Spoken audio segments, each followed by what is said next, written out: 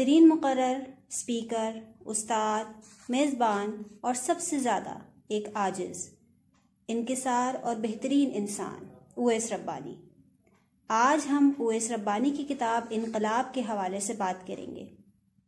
184 صفحات پر مشتمل کتاب سیدنا امام حسین رضی اللہ تعالی عنہ کے نام کی گئی ہے۔ کچھ الفاظ، سطور اور کتابیں آپ کی زندگی میں گہرا اثر چھوڑ کر جاتی ہیں اور آپ کو زندگی گزارنے کا مقصد دے جاتی ہیں۔ انقلاب انہی کتابوں میں سے ایک ہے جس کے بہت سے موضوعات پڑھ کر ایسا لگا کہ سامنے اویس ربانی خود بات کر رہے ہوں۔ کتاب کو 7 حصوں میں تقسیم کیا گیا ہے۔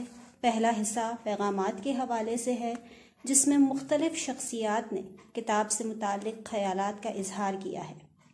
دوسرا حصہ انقلابی شخصیات کے حوالے سے ہے، جس میں دنیا میں انقلاب برپا کرنے والی شخصیات کا ذکر ہے۔ تیسرا حصہ تقاریر کے حوالے سے ہے، جس میں میری سب سے پسندیدہ تقریر، جو کہ صفحہ نمبر 55 پر موجود ہے، سنا ہے کوئی جناح آیا ہے۔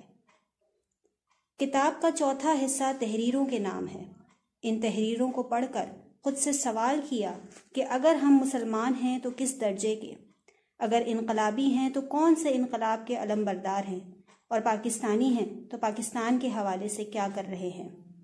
5واں حصہ شاعری کے نام ہے اور آخری حصہ اقوال ربانی ہے۔ انقلاب آج کے دور کے لوگوں، خصوصاً نوجوانوں کے اندر مثبت سوچ پیدا کرنے میں اہم کردار ادا کر رہی ہے۔